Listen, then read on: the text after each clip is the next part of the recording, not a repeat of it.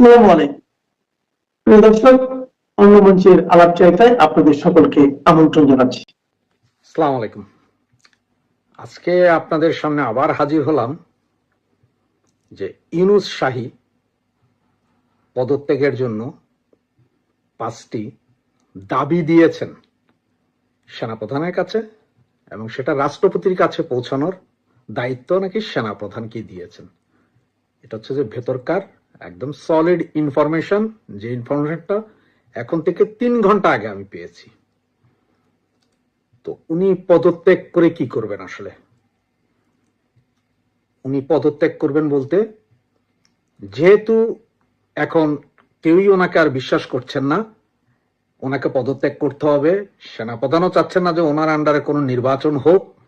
একটা তত্ত্বাবধায়ক সরকার এনে সেই সরকারের অধীনে একটা নির্বাচন করবেন, তার আগে উনি পদত্যাগ করে সেই সরকারের কাছে ক্ষমতা হস্তান্তর করে চলে যাবেন। আর এই বিষয়ে আসলে সেনাপ্রধান বা রাষ্ট্রপতি চুপ্পুর চাইতে আমেরিকা এবং ইউরোপীয় ইউনিয়নের চাপ সর্বোচ্চ বেশি। এই সব ঘটনাগুলো মিলিয়ে আপনার অবস্থা এমন পর্যায়ে পড়ছে যে ইউনূস প্রশাসনের উপর একটা চাপ পড়েছে। সেই চাপে এখন ইউনূস সাহেব 5টা দাবি জানিয়েছেন যে উনি পদত্যাগ করে তত্ত্বাবধায়ক সরকারের হাতে ক্ষমতা হস্তান্তর করে উনি চলে যাবেন। তবে তার 5টা শর্ত। শর্ত নাম্বার 1, ওনার বিরুদ্ধে কোনো মামলা করা যাবে না। শর্ত 2, অতীতের ওনার যত মামলা ছিল যেগুলো এখন খালাস দিয়েছে বিভিন্ন কোর্ট থেকে, সেগুলো পুনরুজ্জীবিত করা যাবে না। নাম্বার 3, ওনার যত প্রতিষ্ঠান আছে, এই যে গ্রামীণ ব্যাংক, গ্রামীণ টেলিকম, গ্রামীণ হাসপাতাল, গ্রামীণ ইউনিভার্সিটি, এবং উনি যেই এখন ওই মানব পাচারের যে লাইসেন্সটা নিয়েছেন এবং বাকি ব্যবসা, কোনো কিছুর কোনো ক্ষতি সাধন করা যাবে না। এগুলো সব যেটা যেভাবে আছে ওভাবেই থাকবে। এইটার ব্যাপারে কেউ কোনো নাক গলাতে পারবেন না, মানে ব্যবসা বাণিজ্য ওনার চলতে হবে। নাম্বার 4, উনি সহ ওনার এই মন্ত্রী পরিষদের বাকি যারা আছেন ওনাদের সবাইকে সেফ এক্সিট বিশেষ চার্টার্ড বিমানে নির্দিষ্ট গন্তব্যে পৌঁছে দিয়ে আসতে হবেন। এবং নাম্বার 5, জুলাই আগস্টের যে ঘটনা বা যা কিছু ঘটেছে, যা কিছু হয়েছে, এগুলো কোনো কিছুতেই উনি, ওনার পরিবার, ওনাদের যেই মন্ত্রী পরিষদ এই মুহূর্তে আছেন, উপদেষ্টা পরিষদ, তাদের পরিবার পোষ্য কাউকে কোনো বিষয়ে জড়ানো যাবে না। এই 5টি শর্ত মেনে নেওয়ার জন্য বিশেষভাবে অনুরোধ করেছেন আমাদের সেনাপ্রধানের কাছে, এবং সেনাপ্রধানকে অনুরোধ করেছেন এই খবরটা যাতে রাষ্ট্রপতির কাছে পৌঁছে দেওয়া হয়। যদি এগুলো সব ঠিকঠাক হয় এবং এগুলো মেনে নেয়, তাহলে উনি এই সেফ এক্সিট নিয়ে বাংলাদেশ থেকে চলে যাবেন।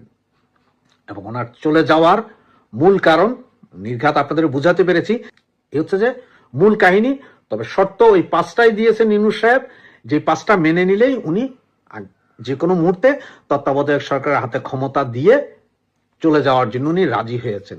আর আপনারা সারা দেশে এই মুহূর্তে দেখতে পাচ্ছেন কিভাবে সেনাবাহিনীও বিভিন্ন জায়গায় মারামারিতে আছে।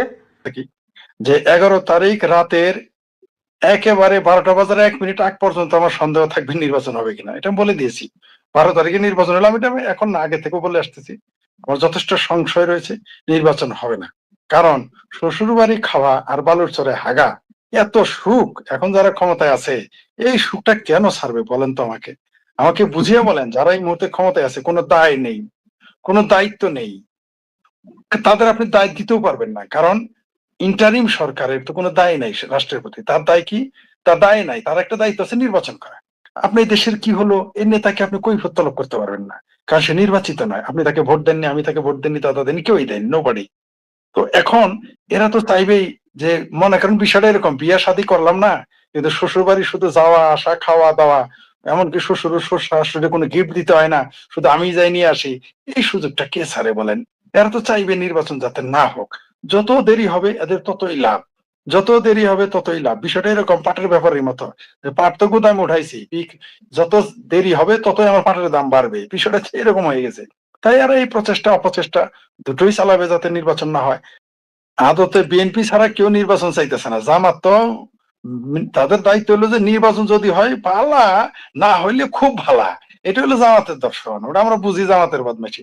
এই কথাটাই বলতেছিলাম যে 1971 সালের পর থেকে 2026 সালের এই যে আজকে এত ক্ষমতার স্বাদ জামাত কবে ভোগ করছে আপনি আমাকে বুঝায় বলেন তো।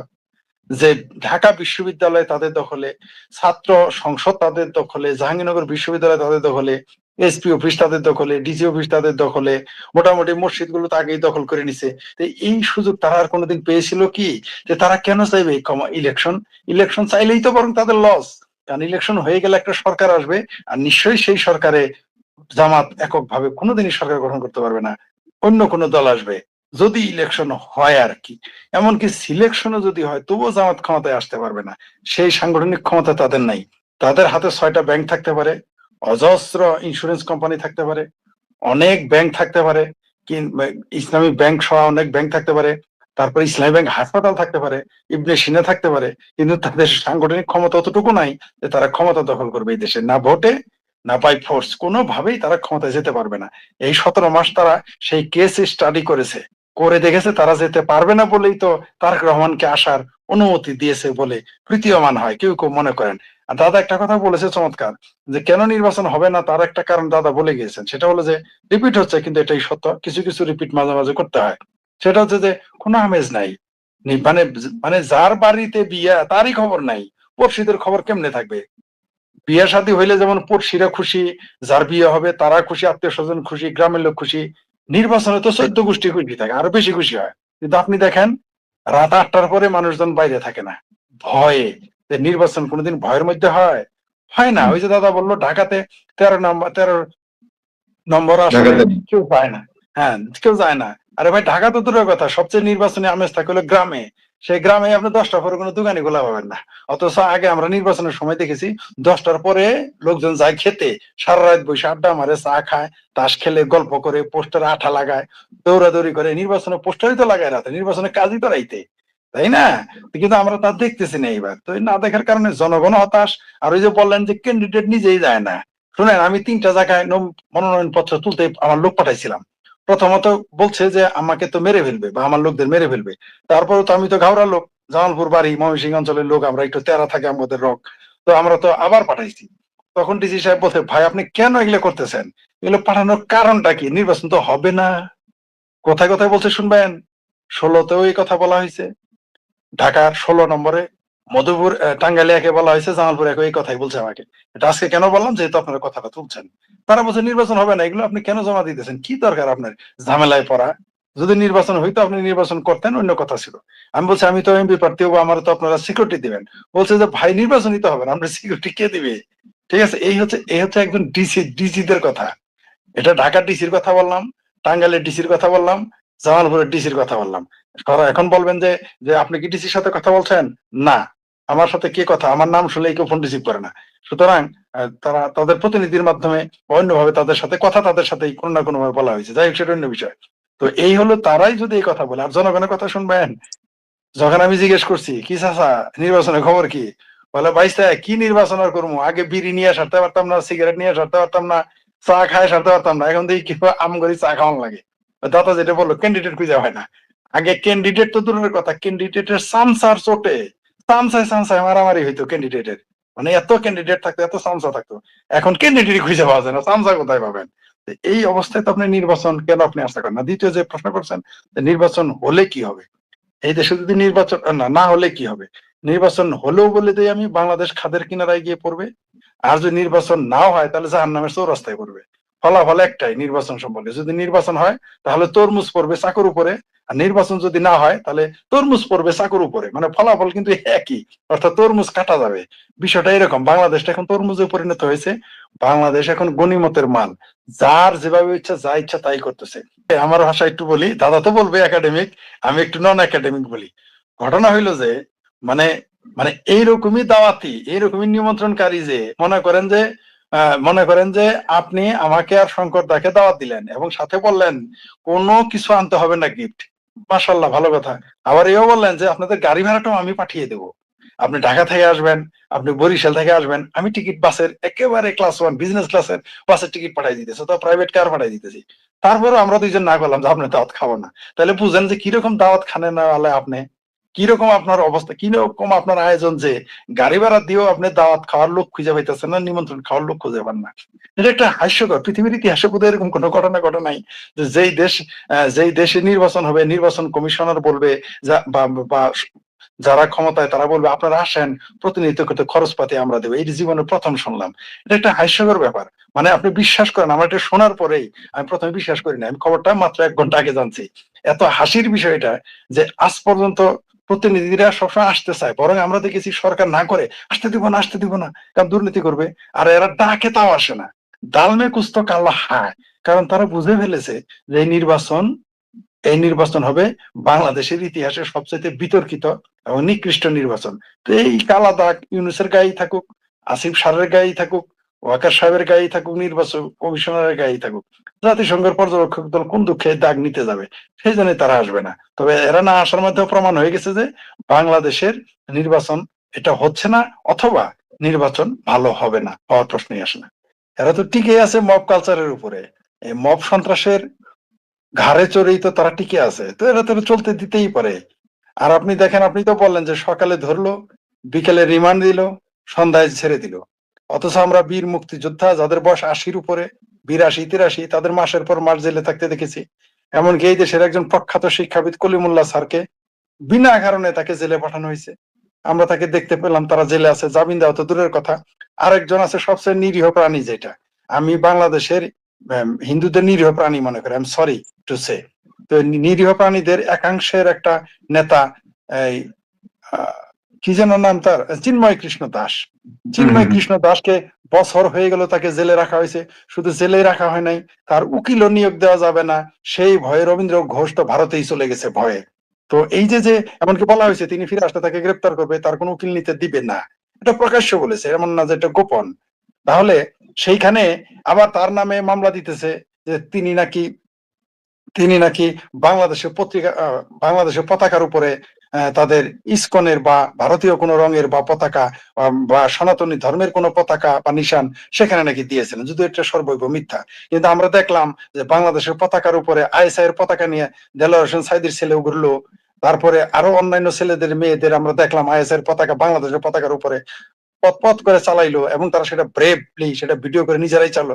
তাদের গ্রেপ্তার তো দূরের কথা, তাদের মামলা তো দূরের কথা, তাদের সমালোচনা হয় নাই, একটা বাক্য ব্যয় করে নাই। কিন্তু চিন্ময় কৃষ্ণ দাসকে একটা বছরের পর বছর ধরে জেল খাটতেছে, এবং যতদিন এই ইউনূসের মব সন্ত্রাস এবং ইউনূস থাকবে, মাশাআল্লাহ কোনোদিনই তাকে মুক্তি দেওয়া হবে না, এতে কোনো সন্দেহ নাই। সেই জায়গায় আমরা কি দেখলাম, প্রকাশ্য আপনি যেটা বললেন যে হবিগঞ্জে প্রকাশ্য আত্মস্বীকৃত খুনিকে ভি সাইন দিয়ে দেখিয়ে তাকে হাসতে হাসতে আমরা বের হইতে দেখলাম আদালত থেকে। 50 কোটি টাকার চাঁদাবাজির মামলা যার বিরুদ্ধে, তাকে দেখলাম হাসতে হাসতে মোটামুটি নাচতে নাচতে বেরিয়ে আসলেন রিমান্ডে দেওয়ার পরেও। তার সাথে ভয়ঙ্কর ব্যাপার, বাংলাদেশের স্বরাষ্ট্র আপনার উপদেষ্টা বলেন, আমি দুঃখিত তাকে অপদেষ্টা না বলে আর পারতেছি না, কারণ তিনি বলেছেন যে তথাকথিত জুলাই যোদ্ধাদের গ্রেপ্তার করলে নাকি সরকারের অনুমতি লাগবে। আমরা জানি না বাংলাদেশের সংবিধানের উপরে কেবল 2 জন মানুষ, একটা হচ্ছেন বাংলাদেশের রাষ্ট্রপতি এবং সুপ্রিম কোর্টের যিনি প্রধান বিচারপতি। এই 2 জন মানুষের উপরে সংবিধান কাজ করবে না, এদের একটু ছাড় দেওয়া হয়েছে। এছাড়া স্বয়ং প্রধানমন্ত্রী আইন আদালতের সংবিধানের উপরে নাই। আর জুলাই যোদ্ধারা, তথাকথিত জুলাই যোদ্ধারা, তারা এত বড় হয়ে গেল যে তাদের গ্রেপ্তার করলে সরকারের অনুমতি নিতে হবে। কোন দেশে বাস করতেছি আমরা, আমি বুঝে উঠতে পারতেছি না। আর আপনি যেটা বললেন যে এদের পরিণতি কি, আপনি তাই বলছেন না? পূর্ণিয়াদা কি যেন প্রশ্ন, শেষ প্রশ্নটা ছিল রেজাল্ট কি, ফাইনাল কি ইঙ্গিত করছে এগুলো? হ্যাঁ, এগুলো ইঙ্গিত করতেছে যে আর আপনি যেটা বললেন, এরা বিচার তো এরকমই হবে, কারণ হচ্ছে 19 ঘর পাড়া 20 ঘরই তারা, তো বিচার করে কারা? এদের দশা তাই, এরা যা ইচ্ছা তাই করতেছে। কারণ এর মামুরা হচ্ছে দেশ চালায়, খালুরা সেনাবাহিনীতে, তারপরে ছোট চাচারা আছে আদালতে, আর মেজো চাচারা রাস্তায়। সুতরাং এদেরকে কি বলে, সমত হইলো যে আগে আমেরিকা ভারতের কথা বলি, তাদের দৃষ্টিভঙ্গি বাংলাদেশে এই মুহূর্তে, বাংলাদেশে যাদের দৃষ্টি একেবারে প্রখর দৃষ্টি রয়েছে, সেটা হচ্ছে 1 নম্বর ভারত, 2 নম্বর আমেরিকা। এই 2 দেশের দৃষ্টি এই মুহূর্তে একেবারে সমানের সমান বাংলাদেশের আকাশে তাদের দৃষ্টি আছে এবং থাকবে। কারণ আন্তর্জাতিক ভাবে আমেরিকা বাংলাদেশকে খুবই প্রয়োজন, বাংলাদেশের ভূমি বন্দর, বাংলাদেশের সমুদ্র সীমানা, এগুলো খুবই দরকারি, জরুরি তার কাছে। সেটা বেইজের জন্য হোক, বিজনেসের জন্য খুবই দরকার। আবার ভারতের জন্য প্রতিবেশী রাষ্ট্র হিসেবে এই বাংলাদেশের যে কোনো ভূ রাজনৈতিক যে কোনো ঘটনা ভারতের উপরে প্রভাব ফেলবে, তাই তারা এর উপরে দৃষ্টি রাখবে, এটাই স্বাভাবিক। এবং এই এই যে এই যে শিলপাটায় ডলাডলি আমরা হয়ে যাব মরিচ, আমাদের হয়ে যাবে কর্মসারা, তার জন্যই তো আমাদের এই অবস্থাটা চলছে এবং চলতে থাকবে। আর যেটা বললেন যে নির্বাচনের কথা, ইনকিলাব মঞ্চ বা অন্যান্য যেগুলো বললেন, শোনেন এগুলো হচ্ছে ইনফ্লুয়েঞ্জা, এগুলো কোনো দল না। বৈষম্য বিরোধী বলেন, এনসিপি বলেন, ইনকিলাব মঞ্চ বলেন, এগুলো কি রাজনৈতিক দল? এরা কবে আসছে? এদের জন্ম কবে? কারা এদের জন্ম দিল? কারা এদের পয়দা করলো? এগুলো সেনাবাহিনীরই পয়দা, ডিজিএফ এরই পয়দা, ইউনুসেরই পয়দা, জামাতের পয়দা। তাদেরই ছেলে তাদের বিরুদ্ধে বক্তব্য দিতেছে, যেখানে বাংলাদেশে সেনাবাহিনীর নাম শুনলে পেশাব করে দেয় মানুষ ধরার আগেই। সেই জায়গায় তারা ইট খুলে নিতে চায়, সেনাবাহিনীকে কুকুর বলে, সেনাবাহিনী ক্যান্টনমেন্টে আগুন ধরিয়ে দেবে ইত্যাদি ইত্যাদি বলে, সেনাবাহিনীর সামনে তারা মারামারি করে। এগুলো কি আজকারা ছাড়া সম্ভব? আপনি যদি আপনার সন্তানরা আজকারা না দেন, এগুলো করতে বেয়াদবি করতে পারবে? এগুলো কারা করতে পারে? বাংলাদেশের বড় বড় ডাক সাইটের নেতারা সেনাবাহিনীর ডরেই তো তারেক রহমান 17 বছর লন্ডনে গিয়েছিল, আর এইখানে তারা 17 মিনিট পর পর সেনাবাহিনীর বিরুদ্ধে কথা বলে। আর আপনি একটা কথা খুবই গুরুত্বপূর্ণ বলেছেন, এটা আমাদের জন্য দুঃখজনক, বেদনাদায়ক। পৃথিবীতে এরকম বেজ্জতি করছে কোন সেনাবাহিনীকে বাংলাদেশে প্রথম। যুদ্ধ করা আর বেজ্জতি করা দুই জিনিস। অর্থাৎ আপনার সাথে আমার মুখোমুখি হলো, আমরা ফাইট করলাম, হারলাম, যেতাম, সেটা আলাদা। কিন্তু বেজ্জতি কোনোদিন এরকম ভাবে কেউ করে নাই। যেভাবে বাংলাদেশের সেনাবাহিনীকে বেজ্জতি করা হচ্ছে, বাংলাদেশের সেনাবাহিনীকে আনসার বানিয়ে ফেলা হয়েছে। আর পুলিশ বাহিনী তো নাই এখন। যে পুলিশ বাহিনীর সামনে বলে তাদের লোকদের পুড়ে মেরে জ্বালিয়ে দিয়েছে, তাকে গ্রেপ্তার করতে সাহস পায় না। আর আমাদের কথায় বা আপনাদের কথায় বা আপনার আমার মতো লোকজন কথা বললে বাধ্য হয় গ্রেপ্তার করতে, পরের দিনই আবার ছেড়ে দেয়। সেই পুলিশ বাহিনী অথর্ব, এরা নিজেদেরই বিচার করতে পারে না, এরা অন্যদের কি করবে? সেনাবাহিনী বাংলাদেশে এই মুহূর্তে সবচেয়ে হাস্যকর বাহিনী। সেনাবাহিনী মনে করেছে যে তারা তাদের ক্ষুদ্র স্বার্থ উদ্ধারের জন্য নিজেদের এত নিচে নামিয়ে ফেলেছে যে এই যে যে নামিয়ে ফেলে, এটা কিন্তু তারা আর জীবনে মাথা উঁচু করে দাঁড়াতে পারবে না। জি নমস্কার, আমি তরুণ ঘোষ। আমেরিকার প্রেসিডেন্ট ডোনাল্ড ট্রাম্প তিনি মাঝে মাঝেই হয়তো ভুলে যান তিনি একটা বৃহৎ শক্তিধর রাষ্ট্রের তিনি রাষ্ট্রপ্রধান। মাঝে মাঝে এত চরম মিথ্যে কথা বলে দেন প্রকাশ্যে, নির্লিপ্ত ভাবে, যেটা একেবারে মানে কেউ সূর্যোদয়ের মতো মানে সত্যিকে উল্টে দেওয়া। যখন সূর্যোদয় হচ্ছে তখন বলা হবে যে সূর্যাস্ত হচ্ছে। আজকে একটা খবর বেরিয়েছে আমাদের এখানে, সেটা হচ্ছে ইন্ডিয়া টুডে বার করেছে। এই ভিডিওটা আমি কালকে পোস্ট করব, আমি আজকে করে রাখছি, কারণ এই ভিডিওটা এখন ছাড়তে দেরি করবে। যখনই আমেরিকার বিরুদ্ধে যখনই কোনো রকম খবর হয়, তখনই কিন্তু মানে ইউটিউব রেস্ট্রিকশনে ফেলে রেখে দেয় অন্তত 10 ঘন্টা। তাই আজ রাত্রে আমি করে রাখছি, কালকে এটাকে আমি আপনাদের দেখাবো। ইন্ডিয়া টুডে কি লিখছে? Sir, may I see you please, PM Modi said, Trump latest in his India remarks. এই দেখুন,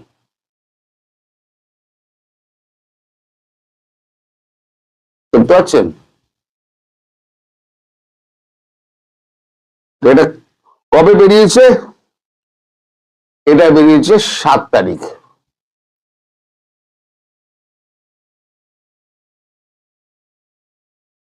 এখানে উনি যা বলছেন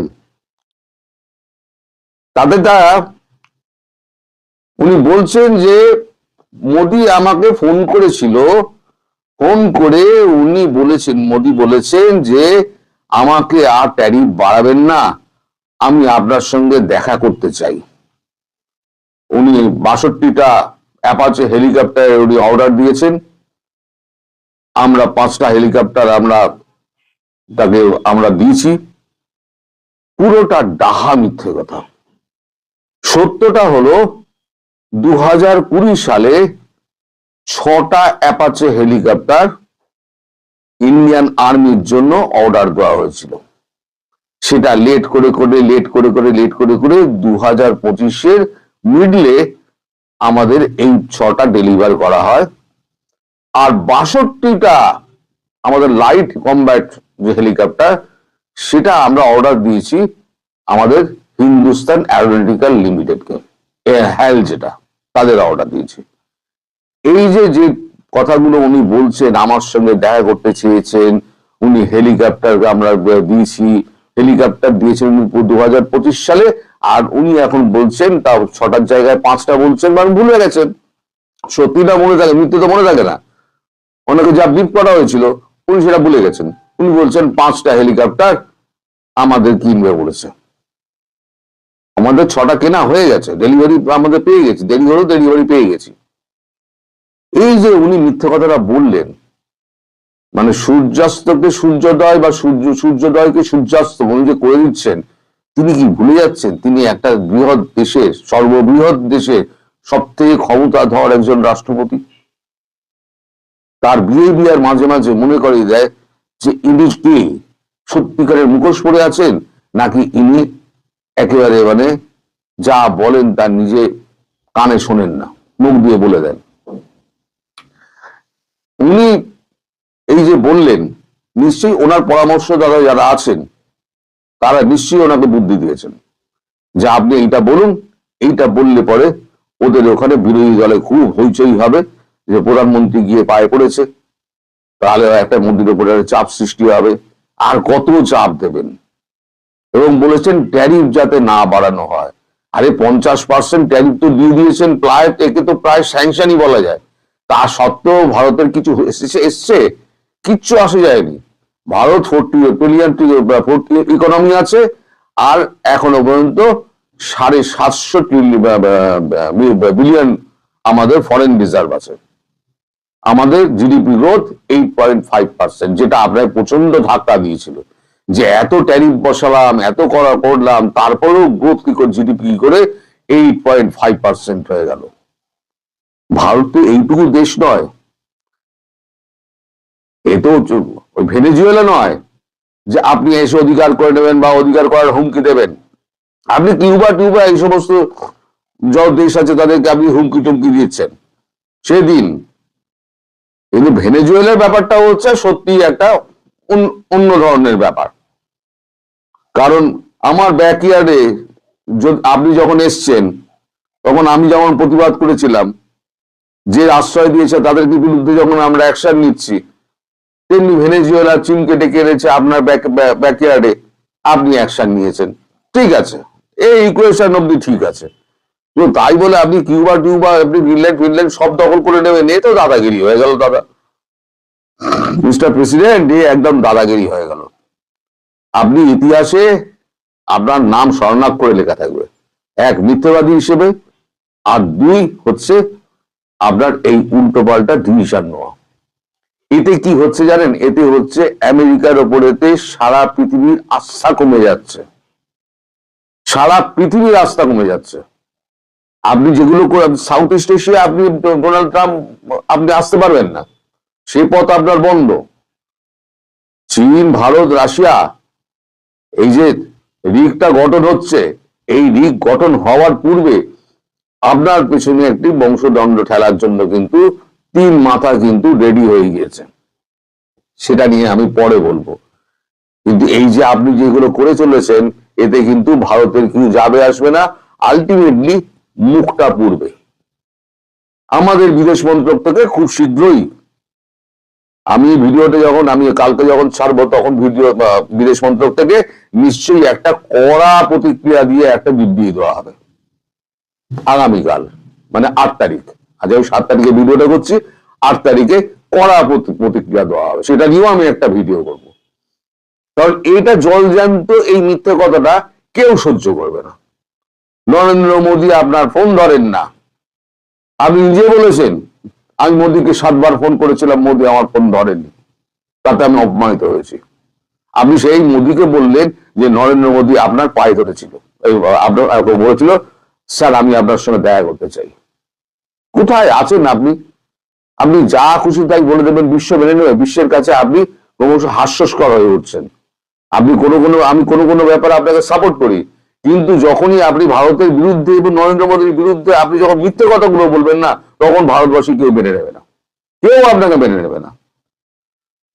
দেখুন কালকে বিদেশ মন্ত্রক থেকে আপনার মুখে কেমন একটা ঝাঁটা মারে। আসসালামু আলাইকুম দর্শক, আপনাদের সাথে আমি আতিক রহমান পূর্ণিয়া, বাংলাদেশের নিরাপত্তা উপদেষ্টা ডক্টর খলিলুর রহমান, বিদেশি নাগরিক। এই বাংলাদেশের বাংলার জাতীয় নিরাপত্তার দায়িত্ব পালন করেন অন্য দেশের একজন। জন্মসূত্রে ডক্টর খলিল বাংলাদেশি হলেও ঢাকার স্থায়ী বাসিন্দা হলেও তিনি বাংলাদেশের ভোটার না। বাংলাদেশের নাগরিকত্ব ছুঁড়ে ফেলে দিয়েছেন অনেক আগে তার নিজের ব্যক্তিগত পারিবারিক জীবনের জন্য। এবং সেই ভিনদেশি মানুষ, ভিনদেশি এজেন্ট, ভিনদেশকে ওন করা লোক আমাদের জাতীয় নিরাপত্তা দেখছেন। সে মানুষ হঠাৎ করে উড়ে গিয়েছেন ওয়াশিংটনে। যান, তাই যান, তার উৎপত্তি সেই ওয়াশিংটন থেকে, এবং ওয়াশিংটন অনেকটা তাদের ডাল ভাতের মতন, সেখানেই যাওয়া আসা করেন। আবার গেছেন, কেন গেছেন? যখন বাংলাদেশের অভ্যন্তরীণ আইন শৃঙ্খলা পরিস্থিতি ভেঙে পড়েছে, যখন বাংলাদেশের অর্থনীতি ভঙ্গুর অবস্থায়, যখন এই দেশে নির্বাচনের নামে একটি তামসা আয়োজন হতে চলেছে, যখন এই দেশের মব কালচারে যে কোনো মানুষের জীবন ত্রাহি অবস্থা, সেই সময় ডক্টর ইউনূসের কোন মিশন নিয়ে ওয়াশিংটনে ছুটে গেছেন খলিলুর রহমান? নাকি খলিলুর রহমানকে ওয়াশিংটন ডেকে পাঠিয়েছে বিশেষ কোনো বার্তা দিতে? চলুন আমরা সেদিকে নজর দিব। আমাদের সামনে বেশ কিছু খবর আছে, সেই খবরগুলোর দিকে আপনাদের একটু নজর দেই। খলিলুর রহমানের এই সফর সংক্রান্ত, যেখানে বলা হচ্ছে বাংলাদেশের জাতীয় নিরাপত্তা উপদেষ্টা খলিলুর রহমান বুধবার কার্যত গোপনে ওয়াশিংটন উড়ে গিয়েছেন। বৃহস্পতিবার সন্ধ্যায় তার আমেরিকা যাওয়ার বিষয়টি বাংলাদেশের মিডিয়ায় জানাজানি হয়েছে। বাংলাদেশের জাতীয় নিরাপত্তা উপদেষ্টা খলিলুর রহমান বুধবার কার্যত গোপনে গিয়েছেন, জানাজানি হয়েছে। বলা হয়েছে, একাধিক সূত্র থেকে জানা গেছে, আসন্ন জাতীয় সংসদ নির্বাচন এবং আঞ্চলিক নিরাপত্তা সংক্রান্ত কয়েকটি বিষয় আলোচনার জন্য খলিলুর রহমানকে তলব করেছে মার্কিন কর্তৃপক্ষ। নিজে থেকে যাননি, তাকে তলব করা হয়েছে। এবং ঢাকায় মার্কিন দূতাবাস সূত্র জানা গেছে, বাংলাদেশের জাতীয় নিরাপত্তা উপদেষ্টা ওয়াশিংটনে আমেরিকার রাজনীতি বিষয়ক আন্ডার সেক্রেটারি এলিসন হুকারের সঙ্গে বৈঠক করবেন।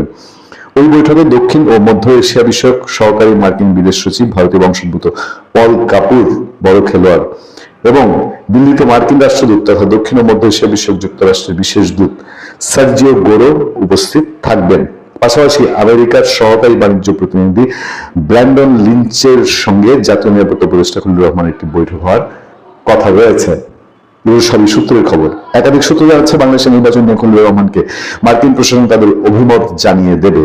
রাজনৈতিক ও কূটনৈতিক মহলের একাংশের মতে আওয়ামী লীগকে বাদ দিয়ে নির্বাচন করার বিষয়ে মার্কিন প্রশাসনের উপর নানা মহল থেকে চাপ তৈরি হয়েছে। মার্কিন প্রশাসন মনে করছে, আওয়ামী লীগ ছাড়া ভোট হলে নির্বাচনের পর দেশে বড় ধরনের অশান্তি তৈরি হতে পারে।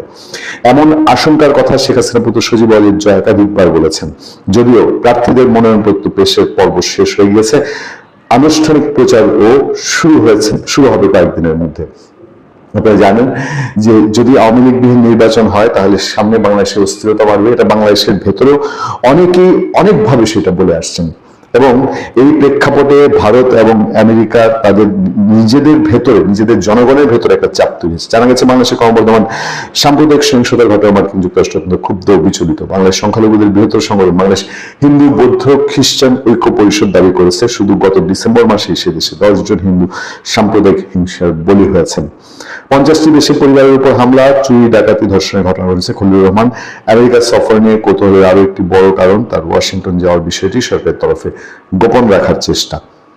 সাধারণত এই ধরনের সফরের কথা বিদেশ মন্ত্রক থেকে সংবাদ সম্মেলনের মাধ্যমে জানানো হয়ে থাকে, কিন্তু খলিলুর রহমানের সফরের বিষয়টি অন্তর্বর্তী সরকার নেতৃত্ব জানায়নি। তিনি আমেরিকায় পৌঁছে যাওয়ার পর বৃহস্পতিবার সন্ধ্যায় এই খবর মিডিয়ায় জানাজানি হয়। আমরা তার বিদেশ সফর সংক্রান্ত সরকারি একটি ডিওর কপি আমরা দুদিন আগেই পেয়েছিলাম, এবং সেখান থেকে আমরা নিশ্চিত হয়েছিলাম যে খলিলুর রহমান তিনি আমেরিকায় উড়ে যাচ্ছেন বা তাকে আমেরিকায় ডেকে পাঠানো হয়েছে। জানেন, পল কাপুর এবং নতুন মার্কিন অ্যাম্বাসেডর, তারা দুজনেই আগের যারা ছিলেন ডোনাল্ড লু এবং পিটার হাসের চেয়ে একটু ভিন্ন ধারার মানুষ, এবং ভারতীয় বংশোদ্ভূত হওয়ার কারণে তাদের ভিন্ন রকম চিন্তা ভাবনা, ভিন্ন রকম বৈশিষ্ট্য রয়েছে। এদিকে বাংলাদেশের পত্রপত্রিকা আরো যে খবর আছে সেটা হচ্ছে, যুক্তরাষ্ট্র সফরে গেছেন জাতীয় নিরাপত্তা উপদেষ্টা খলিলুর রহমান স্থানীয় সময় বৃহস্পতিবার, এটা বলা হয়েছে। এছাড়া তিনি সহকারী, সেখানে হচ্ছে ওয়াশিংটন ডিসিতে মার্কিন বাণিজ্য প্রতিনিধি অ্যাম্বাসেডর জেমিসন গ্রিয়ারের সঙ্গে সাক্ষাৎ করেছেন তিনি। এছাড়া তিনি সহকারী ইউএসটিআর ব্র্যান্ডন লিঞ্চের সঙ্গেও পৃথক বৈঠক করবেন। ওয়াশিংটনে বাংলাদেশ দূতাবাসের প্রেস মিনিস্টার গোলাম মর্তুজা জানিয়েছেন, তিনি জানান, অ্যাম্বাসেডর গ্রিয়ারের সঙ্গে বৈঠককালে ডক্টর খলিলুর রহমান বাংলাদেশ ও যুক্তরাষ্ট্রের মধ্যে বাণিজ্য ব্যবধান কমানোর ক্ষেত্রে, আপনারা জানেন যে ইতিমধ্যে এই বাণিজ্য নিয়ে বাংলাদেশ আবার নতুন সিদ্ধান্ত নিয়েছে, যুক্তরাষ্ট্রের কাছে আবারও আবেদন করবে, সেগুলো নিয়ে চিত্র তুলে ধরে তিনি বলেন, পারস্পরিক বাণিজ্য চুক্তিটি আনুষ্ঠানিকভাবে কার্যকর হওয়ার আগে বাংলাদেশ যুক্তরাষ্ট্র থেকে আমদানি উল্লেখযোগ্য বৃদ্ধি করার মাধ্যমে বাণিজ্য ঘাটতি কমানোর ক্ষেত্রে বড় ধরনের সাফল্য অর্জন করছে এবং চুক্তির কিছু গুরুত্বপূর্ণ দিক ইতিমধ্যে বাস্তবায়ন করেছে। এই পরিপ্রেক্ষিতে ডক্টর খলিলুর রহমান বর্তমান 20% পারস্পরিক শুল্ক কমানোর জন্য ইউএসটিআর এর কাছে প্রস্তাব দেন। অ্যাম্বাসেডর গিয়ার এই প্রস্তাবটি ইতিবাচকভাবে বিবেচনার আশ্বাস দেন। আমেরিকা থেকে এটা বিবেচনার আশ্বাস দেওয়া হয়েছে, অর্থাৎ উভয় পক্ষ পারস্পরিক শুল্ক চুক্তিটি দ্রুত চূড়ান্ত কার্যকর করার লক্ষ্যে অমীমাংসিত বিষয়গুলো দ্রুত সমাধানের বিষয়ে একমত পোষণ করেন। খলিলুর রহমান উল্লেখ করেন, দুই দেশের মধ্যে বাণিজ্য বৃদ্ধির ফলে আগামী দিনগুলোতে বাংলাদেশ ও যুক্তরাষ্ট্র ব্যবসায়ীদের মধ্যে যোগাযোগ বৃদ্ধি পাবে এবং এইসব ক্ষেত্রে বাংলাদেশের পত্রপত্রিকায় নির্বাচন বা আওয়ামী লীগ এই ইস্যুটিকে এড়িয়ে যাওয়া হয়েছে। তবে খলিলুর রহমান এই সফর নির্বাচন সামনে রেখে দেখেন, আর 2 মাস পরে এই সরকারের মেয়াদ শেষ হয়ে যাওয়ার কথা এবং এটি কোনো ধারাবাহিক সরকার নয়, এটি কোনো নির্বাচিত সরকার নয়। ফলে এই সময় বাণিজ্য চুক্তি, বাণিজ্য ডিলটা জরুরি নাকি অন্য কোনো কিছুর জন্য খলিলুর রহমানের মার্কিন যুক্তরাষ্ট্র সফর জরুরি? ভালো থাকবেন, সুস্থ